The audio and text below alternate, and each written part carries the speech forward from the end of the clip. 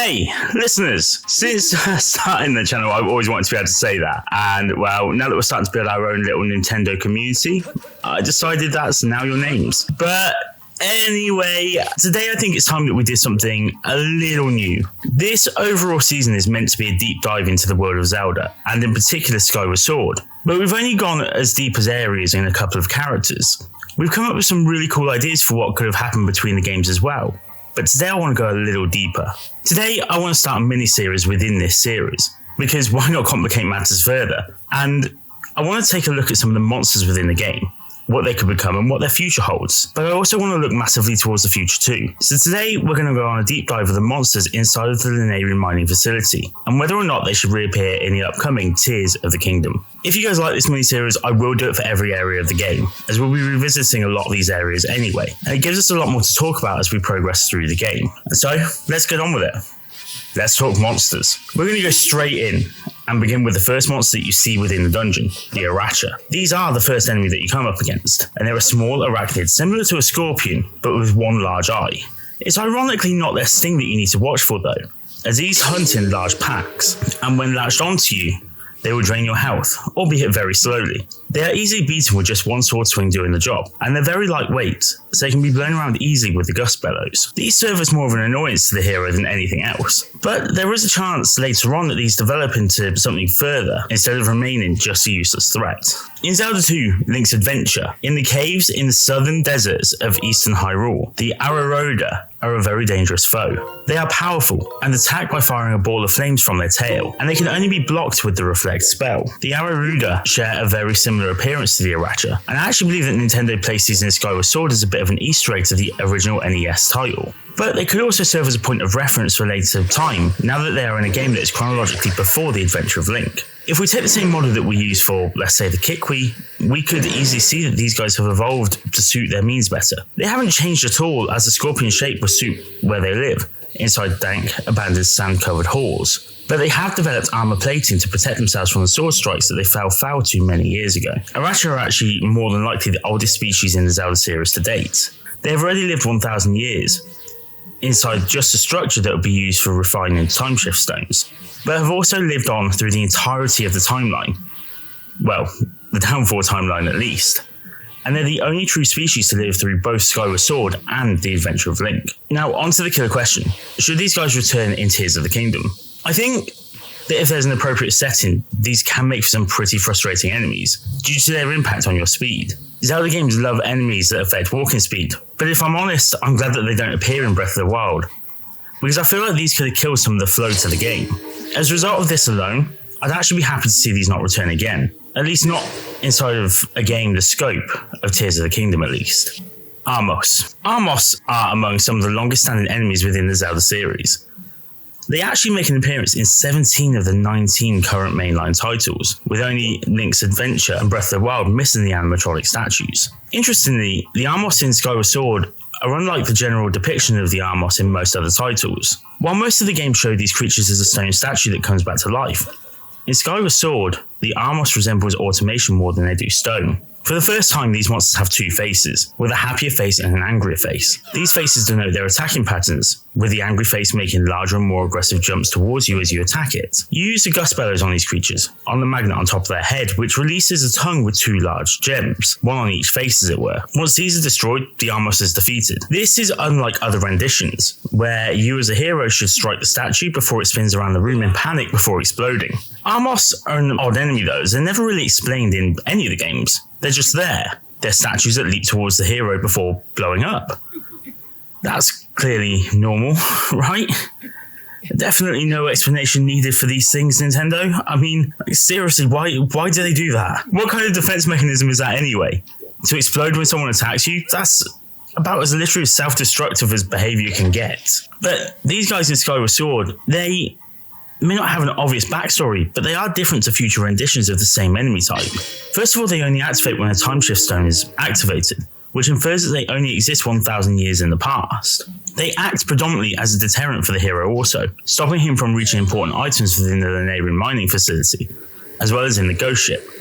And it's important to note that this is the only area that they're actually found in, that being the desert, and namely 1,000 years in the past. In fact, these, similarly to the Beamos, seem to be here to deliberately deter the hero, and therefore almost like some kind of security device. I actually touched on this last episode, and that's what made me want to do a deeper dive into the lore of the monsters in this game. Something, like I said earlier, I will aim to do with each area as we return to them throughout the game. As time went on, I don't actually think that these necessarily evolved into what we have by the time of Ocarina of Time. I actually kind of think that the Armos is more of a generalized term given to these creatures by the people who the story is being told to. See, Zelda, at its very finest, is a story that is told from generation to generation, a literal legend. It's something that alters and changes with the fabric of time. Yet, some elements would need to remain true, the struggle between power, wisdom, and courage being one of the main overarching stories in every single entry into the legend. As generations grow, the stories change to fit the story of the area and the time that we're hearing it within. The Armos are a perfect example of this. Over their time, they change from mechanical security robots to rocks with rotating eyes to statues that come to life. They're never a static idea. They're never something that is fixed, like for instance the Keese, but are more of a collective term for anything that jumps around with its arms stuck clearly to its sides, like it just don't care. These are 100% an enemy that I would love to see in Tears of the Kingdom, but not as the Skyward Sword variant. More as the old school statues that come to life, almost, Game Boy style. The reason why I say this is because this version fits really well in Skyward Sword's past technological nightmare, but they've been outdated by the time that we get to Tears of the Kingdom, and now it would be the statues that explode that would chronologically exist. I wouldn't want them to be identical to the versions from, say, A Link to the Past, however, and I'd like to see a big version of an Armor statue, maybe as like a health-gauged enemy, similar to some of the area sub-bosses like Talus. I couldn't imagine anything more terrifying. Their statue 3 times the size of you or larger, bouncing around and chasing you while you try and line up an ability on your Sheikah Slate that allows you to alter time, forcing it to jump backwards while you line up a destructive smash with a giant hammer. These could be so fun to fight, and I'd absolutely love to see them return in the sequel to Breath of the Wild. Beamos. Similar to the Armos, the Beamos here in Skyward Sword are very different to every other Zelda game that they make an appearance in. And trust me when I say this, they've been in a lot of Zelda games. Not quite as many as the Armos, but 14 of the 19 current mainline titles have had a variation of Beamos in them, and they appear as early as A Link to the Past. The Beamos are, in essence, an eye set into a statue of some form. In the earlier and 2D titles, these appear as a small statue that are completely unkillable, an eyeball that fires lasers at you. In some of the later games, they appear as strange creatures made up of 2 very tiny legs on top of a weird mouth, nose, and then a giant eyeball on top, which shoot lasers out in order to make light work of the hero. In Skyward Sword, they are perhaps the easiest to kill. Instead of being indestructible and needing bombs to be thrown at them, they have horizontal lines across their bodies which you should slash across twice before stabbing through the eye in order to render the automation dead. These, once again, I feel have changed an awful lot during the Zelda series. Whilst they have some of the same traits, one giant eye that shoots blue lasers or fire depending on the variation, their appearance varies massively from game to game, and the way that you need to dispatch these enemies also changes far too wildly for there to be a massive amount of continuity between the games and the Beamos. Rather, this feels again like a monster that has changed and developed within the legend of Zelda. As the story is told from generation to generation, the look of the monster changes, getting more grotesque and deformed as time goes on. And by the time of the Hero of Time, we have a creature that is actually quite disgusting to look at. Something that more belongs at the bottom of the well than the locations that it's found in. Effectively, what we know about the Beamos is that they are a constant threat to every link within the timeline, but what they truly look like is unknown. What we do know though is that these once again act as guards or security devices. When you first encounter one of these weird as hell creatures in Ocarina of Time, you're faced with climbing onto the giant head of deceased Dodongo in order to go and face the king of all Dodongos himself. The security measure, or Beamos, is situated right on the island that the mouth of the said dinosaur is located, with the aim of stopping you from ever reaching your goal. The same can be said for all of these within Skyward Sword. They only activate 1,000 years in the past when a time shift stone is hit, and are almost always guarding something relatively important. Take the sand ship, for instance. There is a room towards the end of the dungeon, which is where the boss key is located. In order to traverse this room, you need to dispatch 3 Beamos within a very short space. You need to be very clever and destroy these from outside of the room that they're situated in, and be smart about changing the time to suit your needs with the overarching time shift stone, on the mast of the ship. It's a really great use of using these monsters as a means of facilitating a puzzle. But moreover, it shows how these Beamos are literal security devices. Whomever set these up, set those 3 automation in those exact locations because they didn't want anyone to reach the sacred flame within the sand ship. Beamos have appeared in so many games in the series, and whilst I'd like the Armos to reappear, the Beamos have naturally been replaced by the Guardians. In fact, it could be argued that while the Beamos aren't in Breath of the Wild, the one-eyed design of the Guardians, the one that, you guessed it, fires laser beams at you when you get too close, were based on the Beamos that have been such a staple of Zelda enemies. But would I like these to return in Tears of the Kingdom? I think that would be a hard pass. Beamos for me are always more of an annoyance than a cool enemy to face, and they're never really fun to fight. The most fun I've had with them is in Skyward Sword, and I think that this rendition is one of the best of the series. But just like the Armos, the time for this design has well and truly passed. And while Guardians are very similar to the beam shooting eyeballs of doom, I think that the Guardians' time has also passed. We saw these get destroyed at the end of Breath of the Wild, and in all honesty, we need a new threat that isn't robotic spiders that make our lives hell just for walking too close. I'd be more than happy to see something new in the newest entry of the Zelda series, something that doesn't rely on the same old trope. Electro Spume. We're finally onto some organic material, or creatures at least, but that's okay, because a lot of this dungeon is based on automation, and it's nice to see the creatures actually reflect the area. We see Spumes all over the place in Skyward Sword, and only in Skyward Sword is this the only title to feature them. They are located in many key areas within the game, and often hide themselves away in liquidous areas, such as the water within the Earth Temple, the lava within the Fire Sanctuary, or the sand within the Lanayru province. Each of these Spumes, by the way, which is probably the worst name for an enemy ever, has a different trait dependent on which area you find it in. Lava Spumes, for instance, are found solely in Eldin, and they all shoot a different element at you from their rather large mouths. In fact, it could be assumed that Spume is an offshoot of the word spew, or to spit, or a variation of the word spume, which is an alternate name for sea foam. These creatures are like large toads that hide into the substance that they are inhabiting, before popping up and shooting elemental orbs at Link. These orbs can be bounced back with the shield, or the Spumes themselves can be defeated by the use of the bow or bombs. As these aren't found anywhere else in the series, it's pretty easy to assume that these, as a species, die out within Skyward Sword. There's also nothing like these later on in the series, which makes them really hard to come up with anything about.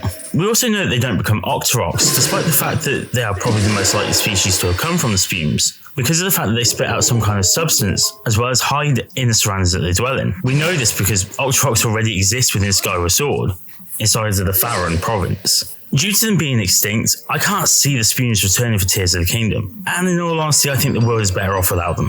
First of all, these fit really well with the half-cartoon style of Skyward Sword, but the more realistic styling of Tears of the Kingdom doesn't suit these cute spitty frogs. However, I will make a case and an argument for maybe not Spumes, but definitely some more lower tier enemies to appear in Tears of the Kingdom. Breath of the Wild for me felt relatively empty, and this was in part due to the lack of originality in the base enemies. Sure, we got Bokoblin, Zalfos, Keese, Octoroks, Chuchus, Wizrobes, Peblets and Lynels and Guardians, but for a game the scope of Breath of the Wild, 9 types of enemy just isn't enough, and it made the game feel very repetitive. Yeah, I know we got variations such as different colours indicating different difficulties of fight, and the style and curse variants also, but in reality when you have a map the size of Breath of the Wild and so many different terrains, it wouldn't hurt to have a few more actual type of creatures. I indicated earlier that I would love to see Armos, but what about a new version of say a Pyrup?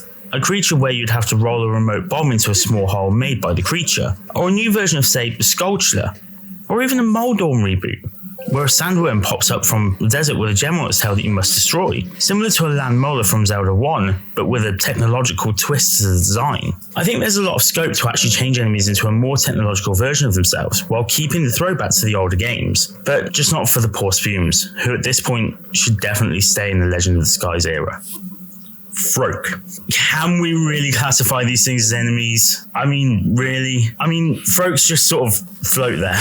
They don't come for you, they don't attack you, they don't do anything other than defensively release spikes the moment you get a tad too close. And that's because if you get closer than their spikes allow, then they unleash their inner Voltorb and use Explode. These guys are pretty placid though, although they're incredibly explosive, and don't actually try to make life too difficult for you as you traverse various locations that they're a part of. In design, they resemble pufferfish. I mean, these guys aren't as threatening as puffers in real life, and they explode on the slightest of impacts. Froaks are found pretty much everywhere in the game, and actually form a lot of the mechanics in the game once we have the Gust Bellow explodes as they used to blow up various things such as wooden crates or even other Froaks. They're more of a utility than a hindrance in all honesty. Believe it or not though, there is a similar enemy that pops its head up now and again, predominantly in 2D Zelda games. Well, at least in 2, which are the next 2 within the timeline, Sword and the Minish Cap. These enemies have the appearance of a small spiky ball that float in the air and ignite when hit with the sword or touched by Link. They are called Bommarossa and are used widely throughout both these games, not only as a hindrance to your adventure, but also a mechanism for solving puzzles.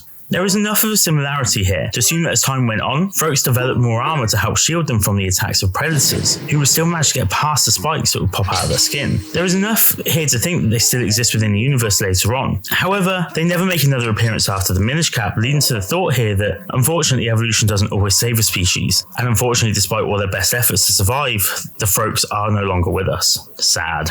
Froaks haven't strictly speaking existed in any other game but Skyward Sword, but there is always a similar type of enemy almost in every Zelda game. These are often just mines that litter the sea like Majora's Mask, but this is where it's not just a stylistic change that sees Froaks being gotten rid of in future installments of the game. The way Link moves around the world now, and since Ocarina of Time, in reality has done away with this type of enemy. There's no real need to have explosive traps in a 3D setting, as you can maneuver around them with ease, and the only real place to put them where they pose a threat in any way whatsoever is an enclosed small space similar to the Pirate's Fortress in Majora's Mask. The time for these has definitely passed, and so without a doubt, they shouldn't return in May's installments of the Zelda series. Sentrobes. Sentrobes are brand new to Skyward Sword, and according to Fee, are exactly what they seem to be. Fee's explanation of these flying robots is that the Sentrobe is a security drone that was built in ancient times. It is armed with missiles from a central turret, and flying bombs fired from both of its sides. Well, that explains that quite nicely. This line from Fee confirms that the robots found within the Lanayru Mining Facility are indeed security for the mine, and later the Skykeep, and they are, like the Beamos and Armos, only activated during the past sequences in the game. These frustrating flying critters fire missiles at you that you can knock back at them with the Goddess Sword, and you've got to time this not only once but twice, each time one of these shows up. It almost gives us our dead man's volley practice for later on in the game. Unlike the Beamos or the Armos though, the Sentrobes are not seen later on in the series. The closest thing you see to these is the Guardians that you fight in the shrines in order to test the hero. However, these can't fly like the Sentrobes can or fire missiles, which makes this automation truly one of a kind. There's no viable explanation like death either, unless Link destroys all of them in his journey in the skies. It could make sense as these are found solely in the past, where we see them having been destroyed after only a finite number were produced. We were treated to a lot of automation in Breath of the Wild already, so for Tears of the Kingdom, I expect a lot more. This could actually lead to a rendition of the Sentrobes appearing. However, again, I know that the focus won't be on technology as such, as we're not fighting a corrupt robot army in this game, as that threat was destroyed at the end of Breath of the Wild, so I expect more malice-created enemies and organic life forms turned evil. Due to this, I can't see these make a reappearance in Tears of the Kingdom, but in all honesty, I don't think they should either. Most of the battling of these happens just after you've embarked from or joined a type platform. That makes these a challenge to fight, but in totally open field, I can't see these being enjoyable to battle against, more of just an annoyance.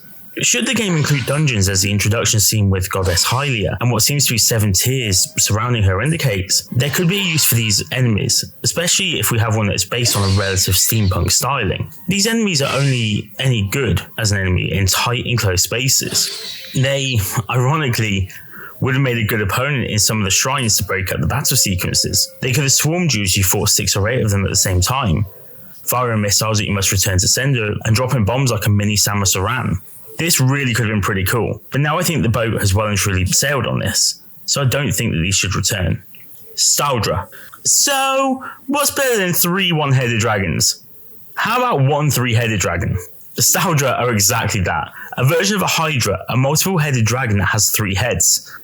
These lean so heavily on mythology that I can't help having a little smile to myself as I remind myself just what makes this series so damn great. This isn't the first time that the Zelda team went to a Hydra for an enemy design. In fact, it's their second attempt, with the first being a boss of a number of dungeons back when the Zelda team weren't quite so inventive, called Gleeok. Everything about these is pretty similar, from the fact that they're both inspired by the Hydra of legend, to their method of defeat, decapitation of every head from its neck. In Gleeok's case, so it doesn't need to be simultaneous, but in Staldra's case, well, that thing's only going to die if all heads are struck at the same time. So cool, we covered the Dra. let's sort the Staldra out. See, this is a classic Zelda thing. For years now, they've actually used their own prefixes and suffixes for certain enemy types, so that you as a player can identify easily what race these monsters belong to. They can be seen in names like Stalfos, Arialfos, and Lizalfos, where the Fos indicates that the creature is humanoid. Or Mole, as in Moldorm, Twin Mold, and Molderach, being taken to mean any creature that would thrive underground. Stal is just another one of those. And in general terms, just like the Stalfos, Staldra, and Stalord, Stal here means skeletal, or skeleton. Effectively, these are the names given to the undead skeletal enemies. So, here we are, just chilling, just trying to kill a 3-headed skeletal dragon.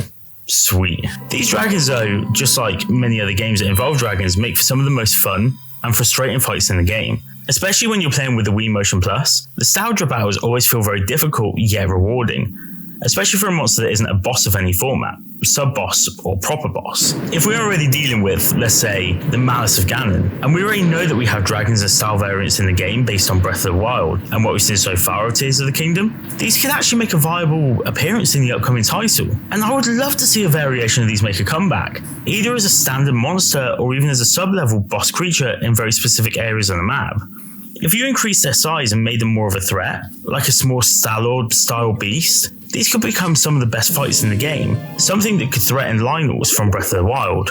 I would 100% be behind these making a return to the series, and I'm actually making a prediction that in Tears of the Kingdom, we'll see something similar to this creature wreak havoc upon the hero once more. Thunder Keese. Keese are the perennial Zelda enemy, and they make an appearance in every single game apart from the Adventure of Link. They're always depicted as bats, though as time has gone on throughout the series, different variations of the Keese have been added to the basic bat design. You get these in numerous iterations, with elements such as fire, ice, and thunder, and it's the thunder ones that lay within the Lanayru province that get our attention right now. When these fly into you within Skyward Sword, they produce a stun effect, one that has an animation that's really cute to begin with but soon wears thin as the game progresses. They're soon easily defeated though, as waiting for the right moment when they're not charged with electrical power and swinging your sword is plenty enough to deal with these cretin.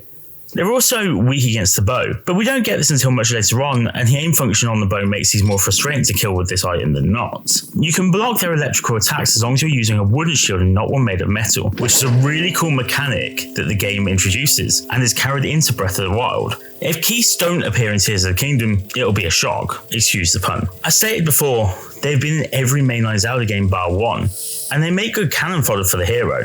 They were also central in the crafting mechanic that was introduced in Breath of the Wild, with many of the elixir ingredients being found on their carcasses. This mechanic would definitely return in Tears of the Kingdom, as it was one of the best new additions to the series in the latest current game, so I would 100% expect these guys to be in the game. I also think the game benefits from having Keese because the game needs smaller monsters to help fill the world out. I would like to see these in more select areas though. For instance, more so in a haunted wood setting than necessarily just out in the world. I'd like to see creatures be a little bit more regional specific, so it feels a bit more special when we encounter them and when we enter those areas, instead of just feeling annoyed that we're seeing these monsters for the 100th time. Yellow Chuchu. And we are here, the last enemy in the dungeon. Chuchu's making an appearance in 8 of the 19 core games, if you were to count the Chews in Twilight Princess. But if these don't count, then I don't know what to do. They're the same thing, let's be honest about that. These blob enemies are effectively Zelda's answers to Dragon Quest slimes, and have become a bit of a mascot for the Zelda series. They are found in every area of the game, and carry variations with them that are vastly impacted by the ecosystem that they dwell in. For instance, if they're in Elden, there will be a fire version. In this instance, the Chuchus take on a lightning element due to the area that they're in, relying on power to function. Unlike other Zelda games though, the Skyward Sword's Chews are a little bit more difficult to manage. Normally these are just one individual blob, but in this edition of the Zelda series, the Chews are made up of multiple gelatinous blobs that all need to be killed in order for the overall creature to be destroyed. These Chuchus are an improvement on the ones that came before, so much so that they appeared in the same vein in Breath of the Wild, and again I'll be really surprised if these don't come back in Tears of the Kingdom. A non-sentient gelatinous blob that can reform itself is an ideal sort of cannon fodder monster for Tears of the Kingdom, one that will provide crafting equipment and early nourishment to our pockets as we sell materials on for money that help further our quest. If these and Keese don't both make a return, it would actually feel like a little bit of a step back for the Zelda series, as they've both become core enemies, despite being easy to defeat and repetitive in nature. Finally, let's come to the boss of the dungeon, because, you know, he's the biggest enemy of all, right? So let's back up a little. We touched on this a tiny bit when we first started with the Aracha, and the Aracha are a scorpion-based opponent that gather in numbers. But what we didn't explore really was Fee's explanation of the Aracha. She explains that they can live for 1,000 years, and they grow to immense sizes. I sense foreshadowing. As you enter into the boss chamber of this great dungeon, you're met with a pit of sand which you must blow away with the gust bellows. As soon as you start to do this though, you sense something odd and start to see body parts. First a set of legs, multiple sets in fact, and then a pincer, before a giant's head and body stare out the sand at you. This big boy is Molderach, and he is the boss of the Lanayru Mining Facility, and he is the fabled 1,000-year-old Aracha that Fee mentioned previously. The Molderach fight is fought in 2 phases, one in which you need to slash out all the eyes located on its claws until the claws are beaten and thus render it totally armless. Get it? Oh... After this, Molderach dives into the sand where you must blow the sand around him away, and as he reveals his eye to you, you must stab it square in the peeper. Do this a few times and the giant scorpion is toast. Now, imagine this setting. You've gone underground to adventure, and you've only got a soldier's bow and wooden sword with you. Your armor is subpar, but you feel like if you can get the treasure at the end of this cave, it will be totally worth fighting the hordes of bokoblin that you fought to get here. You set in, lighting a torch and venturing further into the pastures. Before long though, you start to get a feeling that something or some things perhaps are watching you. You hold out the torch further in front of you, and there you see it, a giant red eye, followed by another to the left, and another to the right. You spin on your heels and bolt from the cave as the creature scuttles towards you, giving chase to you as you make a run for your life. After all, you was left feeling tired after the last battle, where you took a few club blows to the back. This could be very well the case in Tears of the Kingdom, as the trailers so far have shown Link and Zelda travelling underground. Though, admittedly, this could just be for this section of the game, but this would make for such a cool idea within the game, being chased by versions of a Molderach through tunnels only wide enough for the scorpion, or even having one of these pop up at you from under the sand in a desert environment, attacking you with first a singular tail that just pokes out from a hole within the sand. There could be so many applications for a Molderach styled enemy, and though I don't feel like it should return as a boss, it certainly should show up as a regular sub-boss style enemy with a health gauge. I've had a lot of fun going through the enemies of this dungeon today, and my personal favourite idea to bring back to Tears of the Kingdom would 100% be the Molderach showing up. But what enemy would you want to bring back for the upcoming title? Let me know in the comments below, and if you've enjoyed this today, don't forget to drop a like and subscribe to the channel as well for more content. Thank you. Peace. Bye bye.